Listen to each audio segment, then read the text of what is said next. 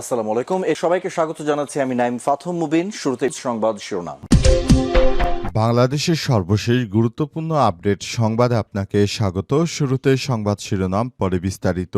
প্রথমেই জানাবো আমাদের হাতে থাকা সর্বশেষ গুরুত্বপূর্ণ সবথেকে তাজা আপডেট সংবাদ। সঞ্চয়পত্রের অর্থ আত্মসাতের মূল হোতা বিএনপির সাবেক ছাত্রদল নেতা। বাংলাদেশ ব্যাংকের ইউজার আইডি ব্যবহার করে একজন গ্রাহকের সঞ্চয়পত্রের ২৫ লক্ষ টাকা আত্মসাৎ করেছে একটি প্রতারক চক্র। এই ঘটনায় মতিঝিল থানায় একটি মামলা করেছে বাংলাদেশ ব্যাংক। মামলায় ৪ জনকে আসামি করা হয়েছে। মামলার আসামিরা হলেন মোহাম্মদ আরিফুর রহমান, মোহাম্মদ মারুফ এলাহি, আলামিন ও মহিউদ্দিন আহমেদ। জানা গেছে চক্রের মূল হোতা মারুফ এলাহি তিনি ঢাকা বিশ্ববিদ্যালয় খাদ্য ও পুষ্টিবিজ্ঞান বিভাগের শিক্ষার্থী ছিলেন। ছাত্রদলের বিজ্ঞান কমিটির সহ-সভাপতির পদে রয়েছেন তিনি। এরপর জানাবো পার্বত্য চট্টগ্রাম অঞ্চল ঘিরে বিদেশিদের মহাপরিকল্পনা ফাঁস। বাংলাদেশের অবিচ্ছেদ্য অংশ পার্বত্য চট্টগ্রাম ঘিরে এবার মহাপরিকল্পনার ছক কষছে এগুচ্ছে ভারতীয় সহ পশ্চিমা কয়েকটি দেশের কিছু রাজনীতিবিদ ও সংগঠন, পাশাপাশি ঢাকা বিশ্ববিদ্যালয়ের কিছু শিক্ষক সংগঠন। ভারতের চায় পার্বত্য অঞ্চল ও ত্রিপুরা নিয়ে গ্রেটার ত্রিপুরাল্যান্ড গঠন আর পূর্ব তৈমুরের মতো পৃথক রাষ্ট্র গঠনের তৎপরতা চালাচ্ছে পশ্চিমা কয়েকটি দেশের কিছু এনজিও। এদিকে তারেক রহমান দেশে ফেরার জন্য প্রস্তুত। বিএনপির ভারপ্রাপ্ত চেয়ারম্যান তারেক রহমান দেশে ফেরার জন্য সম্পূর্ণ প্রস্তুত আছেন বলে জানিয়েছেন তার একান্ত সচিব মিয়া নুরুদ্দিন অপু। তিনি বলেছেন, আগামী নভেম্বর বা ডিসেম্বরে তারেক রহমান দেশে ফিরে আসবেন। জানাবো পিস্তলের লাইসেন্স নবায়ন করতে গিয়ে গ্রেপ্তার গণজাগরণ মঞ্চের নেতা। ময়মনসিংহে পিস্তলের লাইসেন্স নবায়ন করতে গিয়ে আবুল কালাম আজাদ ৭৫ নামে গণজাগরণ মঞ্চের এক নেতাকে গ্রেপ্তার হতে হয়েছে। দুপুরে থানা ভবন থেকে তাকে আটক করা হয়। গ্রেপ্তারকৃত আবুল কালাম আজাদের বাড়ি উপজেলার বাসিল গ্রামে।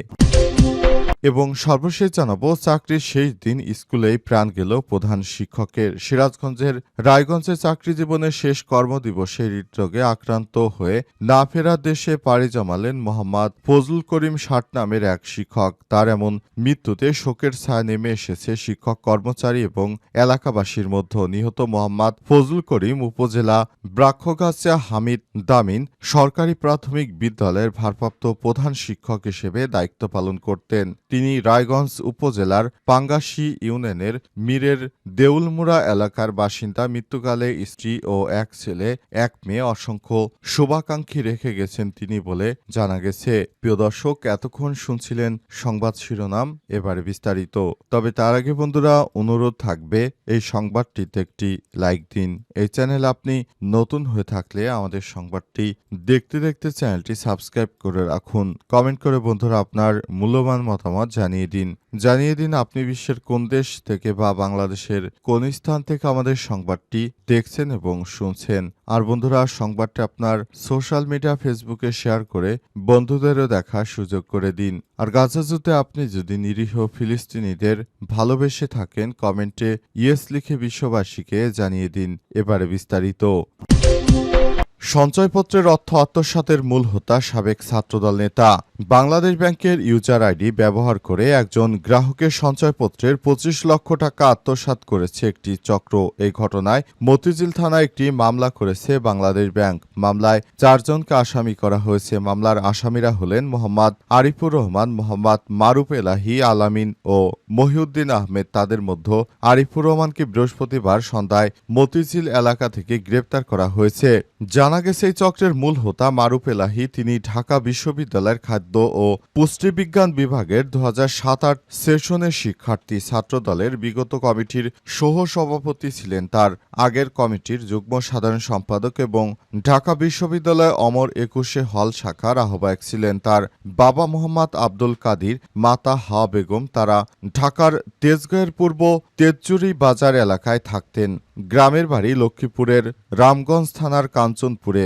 মামলার নথি থেকে জানা গেছে, জালিয়াতির মাধ্যমে মারুফ এলাহীর ডাচ বাংলা ব্যাংকের কারণবাজার শাখার ব্যাংক হিসাবে 2টি সঞ্চয়পত্রের 50 লক্ষ টাকা নেওয়া হয়। অবশ্য এই অর্থ উত্তোলনের আগেই তাকে আটক করেছে কেন্দ্রীয় ব্যাংক। এ বিষয়ে ছাত্রদলের কেন্দ্রীয় কমিটির একজন শীর্ষ নেতা আমার দেশকে বলেছেন, মারুফ এলাহী আগের কমিটির সহসভাপতি ছিলেন, বর্তমানে সে বিএনপি ও ছাত্রদলের কোনো পদে নেই। আর মহা হিসাব নিরীক্ষক কার্যালয়ের কর্মকর্তা SM রেজভির 25 লক্ষ টাকা সঞ্চয়পত্র ভাঙিয়ে NRBC ব্যাংকের দিনাজপুর রানীগঞ্জ উপশাখায় মোহাম্মদ আরিফুর রহমানের অ্যাকাউন্টে নেওয়া হয়। টাকা জমা হওয়ার পরই ঢাকার 2টি শাখা থেকে তা নগদে তুলে নেওয়া হয়। এই আরিফের লেনদেন সীমা ছিল 2 লক্ষ টাকা, তবে জালিয়াতির মাধ্যমে লেনদেনের সীমা 10 লক্ষ টাকা করা হয়। পার্বত্য চট্টগ্রাম অঞ্চল ঘিরে বিদেশিদের মহাপরিকল্পনা।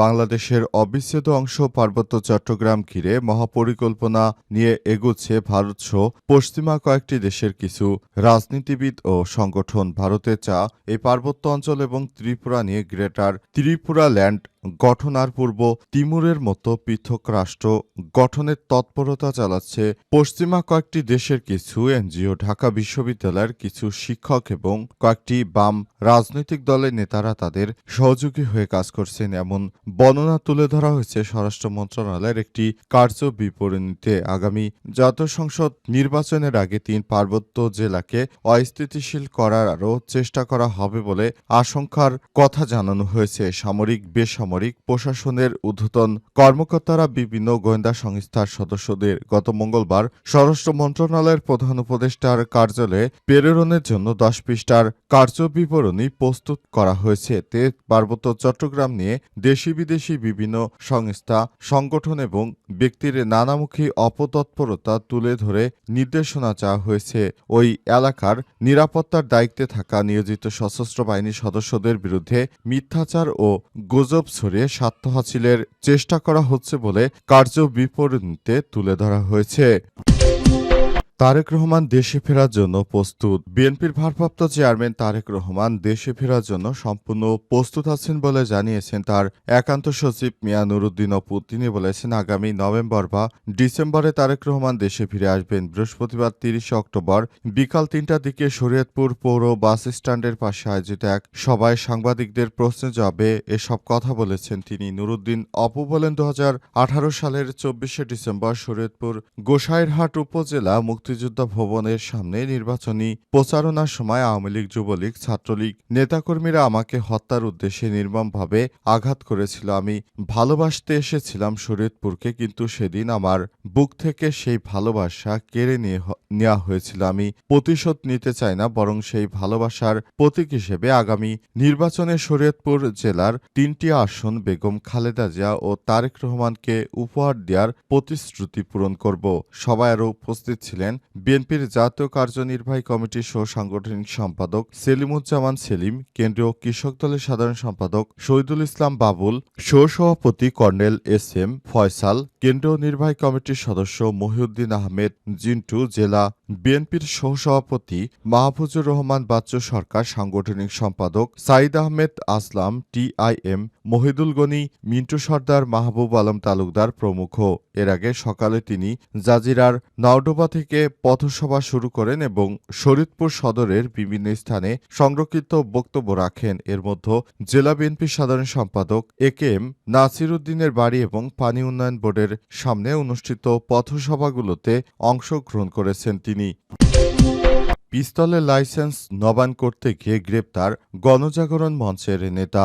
ময়মনসিংহে পিস্তলের লাইসেন্স নবায়ন করতে গিয়ে আবুল কালাম আজাদ 75 নামে গণজাগরণ মঞ্চের এক নেতা গ্রেপ্তার হয়েছে। আজ 30 অক্টোবর থানা ভবন এলাকা থেকে তাকে গ্রেপ্তার করে পুলিশ। গ্রেপ্তারকৃত আবুল কালাম আজাদের বাড়ি উপজেলার বাসিল গ্রামে। পুলিশ সূত্র থেকে জানা গেছে, দুপুরে নিজের ব্যক্তিগত পিস্তলের লাইসেন্স নবায়নের কাজে থানায় যান আবুল কালাম আজাদ। বিষয়টি জানতে পেরে থানায় যান জামাত শিবিরের নেতাকর্মী। কর্মীরা। তারা আবুল কালাম আজাদকে গ্রেপ্তারের দাবি জানায়। পরে পুলিশ তাকে গ্রেপ্তার করে। পুলিশের ভাষ্য, 2013 সালে গঠিত গণজাগরণ মঞ্চের প্রথম সারির নেতা ছিলেন আবুল কালাম আজাদ। এ ব্যাপারে ভালুকা মডেল থানার ভারপ্রাপ্ত কর্মকর্তা ওসি হুমায়ুন কবির জানান, গ্রেপ্তারকৃত আবুল কালাম আজাদ আওয়ামী লীগেরও কর্মী। তাকে একটি মামলায় গ্রেপ্তার দেখে বিকেলে আদালতের মাধ্যমে কারাগারে পাঠানো হবে। এই ঘটনায় এলাকায় চাঞ্চল্যকর পরিস্থিতি তৈরি হয়েছে। কিভাবে এখনো এই অস্ত্রধারী সন্ত্রাসীরা